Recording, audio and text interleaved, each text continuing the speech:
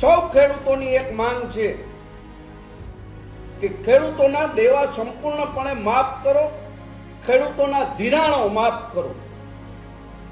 અને આ માગણી ખેડૂતના દીકરા તરીકે એટલા માટે કરું છું કે ભારતીય જનતા પાર્ટીના પાપે, આ ગુજરાતની સરકારના પાપે આજે સમગ્ર ગુજરાતનો ખેડૂત પાક ધિરાણ માફ કરવાની વાત લઈને લડાઈ કરી રહ્યો છે. રાજકોટના કોંગ્રેસ નેતા લલિત વસોયા દ્વારા સરકાર પર આકરા પ્રહાર કરવામાં આવ્યા છે. લલિત વસોયાનું કહેવું છે કે ગુજરાતમાં ખેડૂતોની એક જ માંગ છે કે ધિરાણ એટલે કે દેવું માફ કરવામાં આવે. આ ઉપરાંત પાક વીમા યોજના કેમ 2020માં બંધ કરી દેવામાં આવી?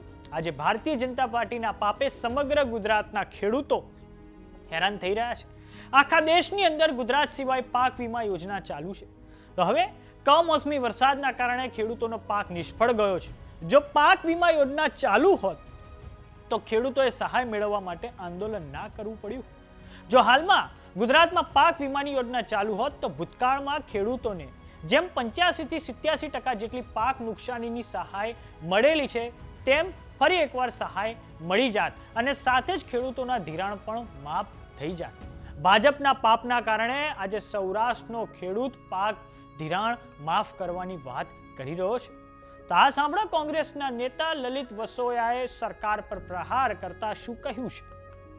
એક ખેડૂતના દીકરા તરીકે સોશિયલ મીડિયાના માધ્યમથી આખાએ ગુજરાત, આખાએ સૌરાષ્ટ્રના ખેડૂતોને પોતાના હક અને અધિકાર માટે લડાઈના મેદાનમાં આવવા માટે આહવાન કરવા માટે તમારી સામે આવ્યો છું. મિત્રો, છેલ્લા 10 દિવસથી કમોસમી વરસાદના કારણે ખેડૂતોની મગફળી, સોયાબીન, ઊભા કપાસ, ડાંગર જેવા પાકોને સંપૂર્ણ નુકસાન થયું છે. સંપૂર્ણ આ પાકોનો નાશ થયો છે. ત્યારે સૌ ખેડૂતોની એક માંગ છે કે ખેડૂતોના દેવા સંપૂર્ણપણે માફ કરો, ખેડૂતોના ધિરાણો માફ કરો. અને આ માગણી ખેડૂતના દીકરા તરીકે એટલા માટે કરું છું કે ભારતીય જનતા પાર્ટીના પાપે, આ ગુજરાતની સરકારના પાપે આજે સમગ્ર ગુજરાતનો ખેડૂત પાક ધિરાણ માફ કરવાની વાત લઈને લડાઈ કરી રહ્યો છે. હું આ સરકારનું પાપ એટલા માટે કહું છું કે આખા દેશની અંદર ગુજરાતને બાદ કરતા પ્રધાનમંત્રી ફસલ વીમા યોજના, પાક વીમા યોજના ચાલુ છે. પરંતુ 2020ની અંદર આ ભાજપની સરકારે પાક વીમા યોજના બંધ કરી અને એને કારણે ગુજરાતના ખેડૂતોનો પાક સંપૂર્ણ નિષ્ફળ ગયો છે. જો પાક વીમા યોજના ચાલુ હોત તો ખેડૂતોએ સરકારની સામે આંદોલન કે માગણી મૂકવાનો સવાલ નહોતો આવતો. ભૂતકાળના આંકડાઓ રાજ્ય સરકાર જોઈ લે. ખેડૂતોના દેવા નાબૂદીની વાતનો વિરોધ કરનારા લોકો આ પાક વીમાના આંકડાઓ તમે જોઈ લ્યો તો ભૂતકાળની અંદર જ્યારે આ પરિસ્થિતિનું નિર્માણ થયું છે ત્યારે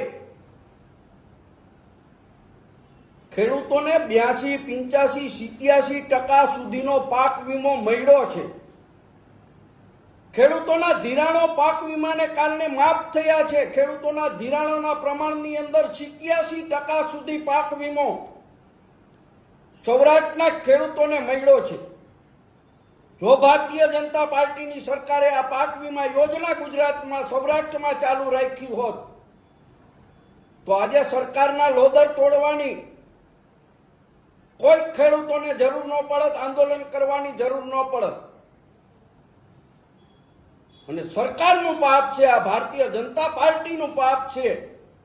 એટલા માટે આજે સૌરાષ્ટ્ર અને ગુજરાતનો ખેડૂત પાક ધિરાણ માફ કરવાની વાત લઈ અને આંદોલન ચલાવી રહ્યો છે. મુદ્દાઓ તો અનેક છે. પાકને નુકસાન થયું છે એનું તમે વળતર આપીને કેટલું આપશો?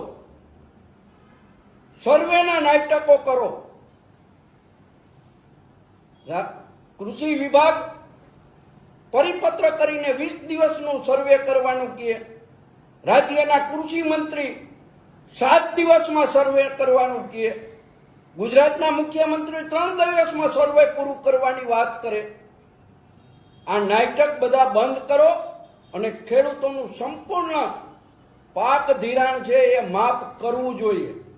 ટેકાના ભાવે મગફળી ખરીદીની વાત હોય તો 1 તારીખથી ટેકાના ભાવે ખરીદી કરવાની વાત કરનારી આ સરકાર ખેડૂતોની કેટલી મગફળી ખરીદવી એનો નિર્ણય નથી કરી શકતી. ત્યારે સરકારે ખરેખર ચૂલુભર પાણીમાં ડૂબી મરવું જોઈએ. આ ગુજરાતના 70% લોકો ખેતી ઉપર સીધી કે આડકતરી રીતે જોડાયેલા છે. ગુજરાતના એકોએક ખેડૂતોને નુકસાની થઈ છે.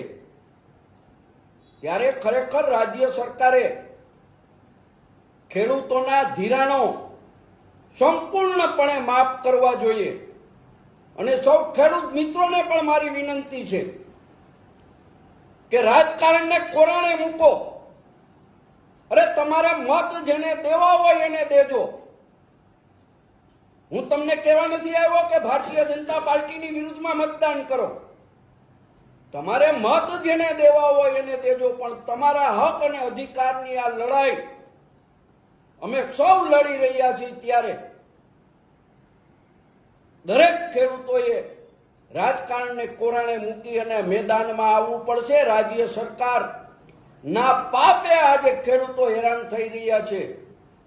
અને એટલા માટે આ વિડીયોના મારફતથી આખાએ સૌરાષ્ટ્ર, આખાએ ગુજરાતના ખેડૂતોને વિનંતી કરું છું કે જે કંઈ ખેડૂત સંગઠનો, એ કોંગ્રેસ પાર્ટી હોય કે જુદા જુદા ખેડૂતો સંગઠનો હોય,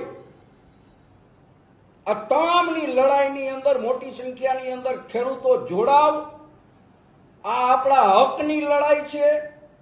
આ ભારતીય જનતા પાર્ટીના પાપે, આ ગુજરાત સરકારના પાપે તમે ને હું આજે અગવડતા ભોગવી રહ્યા છીએ.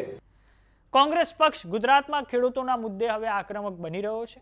ખેડૂતોના દેવા માફીની માંગણી સાથે આગામી 6 નવેમ્બરથી લઈને 13મી નવેમ્બર સુધી કોંગ્રેસ સમગ્ર સૌરાષ્ટ્રમાં સોમનાથથી લઈને દ્વારકા સુધી કિસાન આક્રોશ યાત્રા કરવા જઈ રહ્યું છે.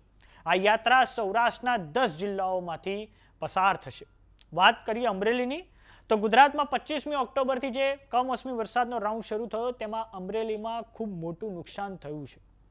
તો અમરેલી જિલ્લા કોંગ્રેસ દ્વારા પણ ખેતી બચાવો સત્યાગ્રહની શરૂઆત કરવામાં આવી છે, જેમાં અમરેલી કોંગ્રેસ દ્વારા માંગણી કરવામાં આવી છે કે સરકાર સત્વરે લીલો દુકાળ જાહેર કરે, સાથે જ ખેડૂતોની સંપૂર્ણ ધિરાણ માફી કરવામાં આવે. તો અમરેલી જિલ્લા કોંગ્રેસ દ્વારા આગામી સમયમાં હવે અમરેલીમાં 6 અલગ અલગ જગ્યાઓએ પ્રતિક ધરણાનો પ્રોગ્રામ રાખવામાં આવ્યો છે. તો લલિત વસોયાના નિવેદનને લઈને તમારું શું માનવું છે અમને કોમેન્ટ બોક્સમાં લખીને જરૂર જણાવો. જો તમે અમને યુટ્યુબ પર જોઈ રહ્યા તો સબસ્ક્રાઇબ કરો. જો તમે અમને ઇન્સ્ટાગ્રામ અને ફેસબુક પર જોઈ રહ્યા તો ફોલો કરો. સાથે જ અમારી વોટ્સએપ ચેનલ આવી ગઈ છે, જોઈન કરવાનું ના ભૂલતા. નમસ્કાર.